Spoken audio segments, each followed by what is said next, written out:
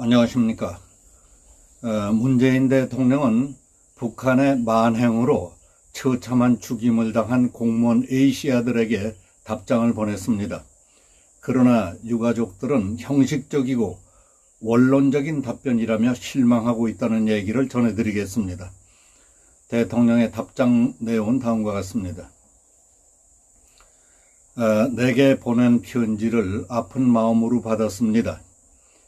아버지에 대한 존경의 마음과 안타까움이 너무나 절절히 배어 있어서 읽는 내내 가슴이 저렸습니다.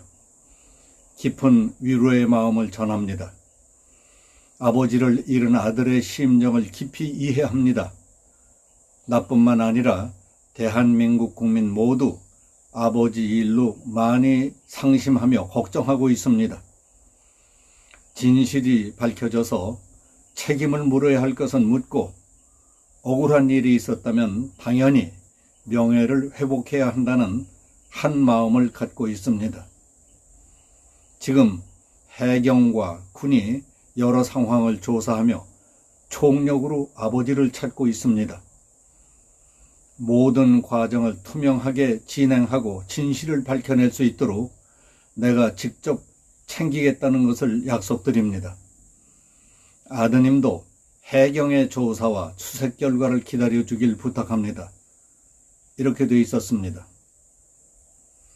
문 대통령은 지난 6일 북한군에 의해 처참하게 죽임을 당한 공무원 A씨 아들 이군의 공개 편지에 대한 보고를 받고 이틀 후에 답장을 보냈던 것인데 유가족들이 13일 그 내용을 공개했습니다.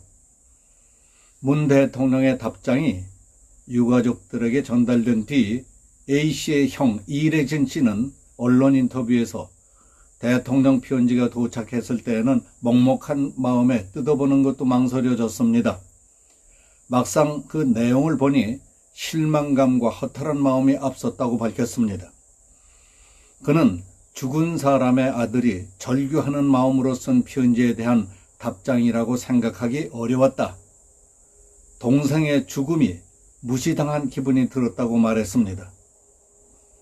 손편지가 아닌 컴퓨터로 작성된 문서로 A4 용지 한 장 정도의 길이었다. 그 내용은 대통령이 그동안 언론을 통해 여러 번 밝혔던 것이고 더 추가된 대책은 없었다고 전했습니다.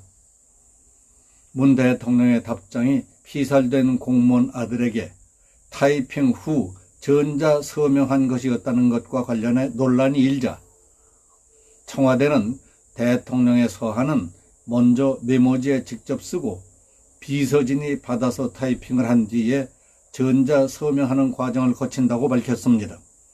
강민석 청와대 대변인은 14일 브리핑에서 야당과 일부 언론이 타이핑한 답장을 문제 삼았다며 이와 같이 말했습니다. 이번뿐만 아니라 외국 정상에게 발신하는 친서도 타이핑하고 전자 서명하고 있다. 대통령에게 오는 외국 정상 친서도 타이핑한 것이라며 타이핑이 왜 논란이 돼야 하는지 잘 이해가 가지 않는다며 논란 당사자들을 향해 유감을 나타내기도 했습니다. 청와대 핵심 관계자도 편지는 내용이 중요하지 그 봉투나 글씨가 중요하다고 생각하지 않는다. 대통령은 답장에서 진심으로 아드님을 위로했다. 어린 고등학생에게 마음을 담아 답장을 했다고 강조했습니다. 대통령이 어린 고등학생에게 답장을 한 것만 가지고 말한다면 청와대 대변인이나 핵심 관계자의 말이 옳습니다. 그러나 이번 일은 무장한 적군이 우리 국민을 사살하고 불살러 버리는 상황을 우리 군이 현장에서 뻔히 보고 있으면서 뭐 했느냐 하는 문제부터 따져봐야 하는 안보, 국방 관련 문제였습니다.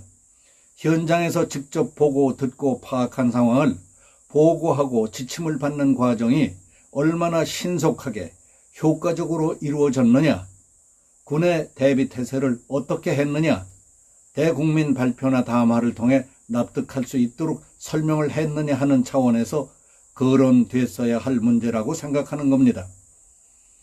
우리와 대치하고 있는 적에게 우리 국민이, 더욱이 국가 공무원이 처참하게 피살된 심각한 안보 상황이 벌어졌는데 대통령과 희생자 가족과의 편지가 어땠느니 답장이 어땠느니 하기에 앞서서 대통령이 직접 대국민 성명이라도 발표했어야 하는 것 아닙니까? 2017년 3월 10일 박근혜 대통령의 탄핵이 결정되자 당시 더불어민주당 문재인 대표는 즉각 세월호 팽목항 분향소로 달려가서 방명록에 얘들아 너희들이 촛불광장의 별이었다. 미안하다. 고맙다고 썼던 일을 기억하고 있습니다. 그해 12월 4일 문재인 대통령은 청와대에서 회의를 시작하기 전 인천 영흥도 낚싯배 침몰 사고로 사망한 낚시꾼들을 위한 묵념을 올린 뒤 이후 여하를 막론하고 사고를 막지 못한 것과 구조하지 못한 것은 국가의 책임이라며 국민의 생명과 안전에 관한 국가의 책임은 무한한 책임이라고 강조했던 일도 잊을 수 없습니다. 작년 5월 30일 헝가리 부다페스트 다뉴강에서 유람선 침몰 사고가 발생하자 문 대통령은 NSC를 소집해 긴급대책회의를 주재하고 가용 자원을 총동원해 외교부 장관을 단장으로 하는 구조대를 파견하는 등 총력 대응에 나섰던 일들이 생생합니다. 그런 일들은 모두 분초를 다투는 안보 상황과는 아무런 상관도 없는 사건들이었습니다. 그러나 공무원 A씨 문제는 분명한 안보 사태였습니다. 그런 기준으로 볼 때 이번에 북한에 의해 처참한 최후를 맞은 공무원 A씨의 경우는 유가족뿐만 아니라 국가적 입장에서도 매우 중요한 사태였던 것입니다. 수학여행을 가다가 당한 참사도 안타깝고 낚싯배 사고나 다뉴강 배 사고도 비극입니다.